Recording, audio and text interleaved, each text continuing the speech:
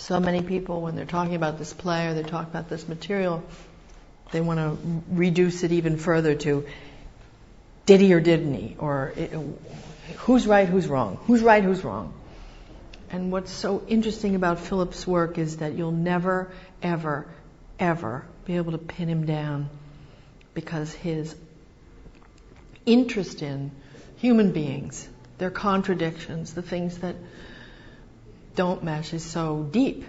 And as an actor, to play with and to be stimulated by that is just really thrilling.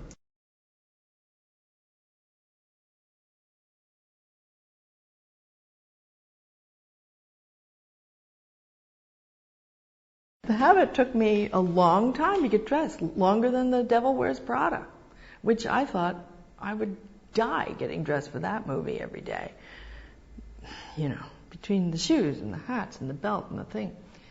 This was much more intricate and precise. Everything, there's so many layers to this that you don't see underneath everything.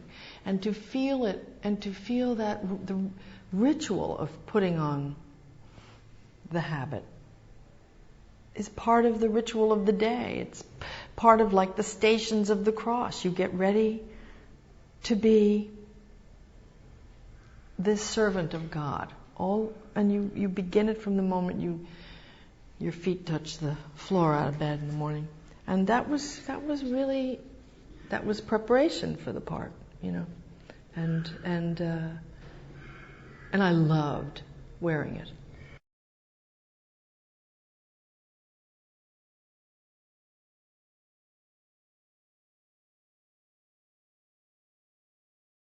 Well, I think it's about the quality of mercy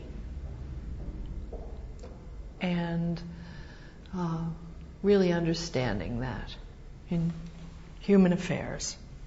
It's about a young nun who's assigned herself to a life that she feels she understands, that's proscribed, that suddenly doesn't seem like what she signed up for. And it's all through her eyes, and it's played out through these different personalities that are that come into it. Philip, Viola, the children, and me.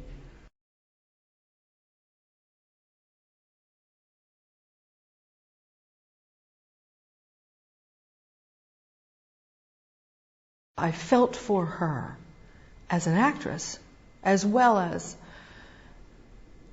a nun, as a Mother Superior who is pretty sure that if I take this to the parent will understand and join me, as difficult as it's going to be, in going after this person who's done a bad thing.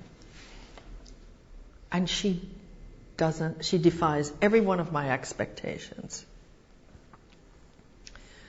And there's so many things in that.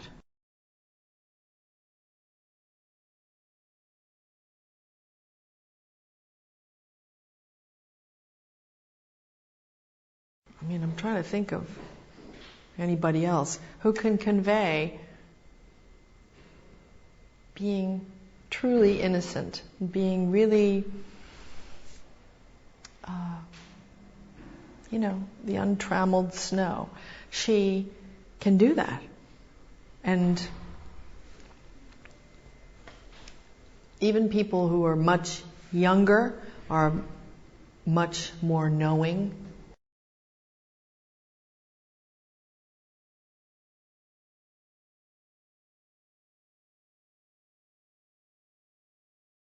Oh yeah, it was very, very helpful. Because coupled with the great capability that I felt came from them was their sense, and they're very forthcoming in talking about where they stood in the hierarchy of things within the church. They were very, very much second tier to the priests and the male hierarchy of the church. It was something that they accepted.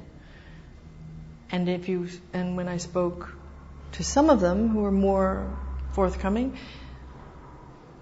it chafed. They chafed under that. And so all of that was very valuable for Sister Aloysius.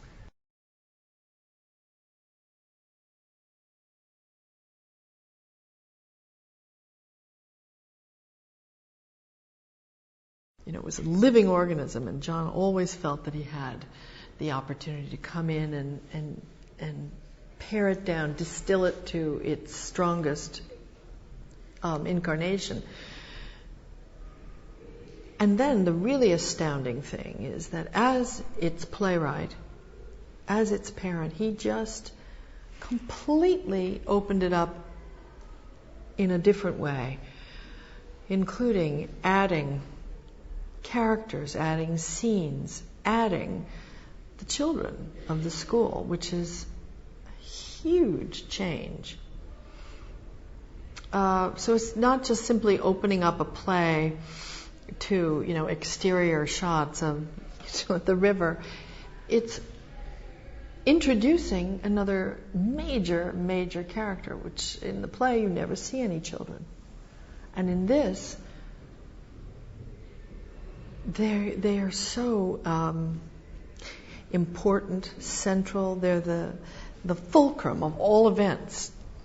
Goes right to this little innocent group of kids in the center. Amazing and brave of him to do this.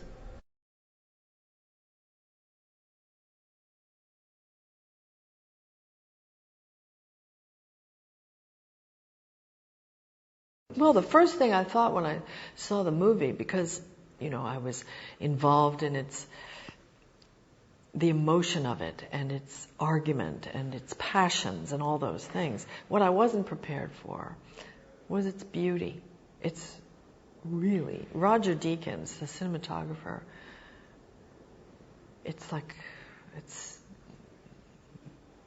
dare I say, it's like art. It's great. It's moving art. It's beautiful. And that was a surprise. Even this old dragon that I'm playing, in these settings, there's something iconic about it. It's just really wonderful. So that was a surprise. And also how funny it was. I was surprised at that.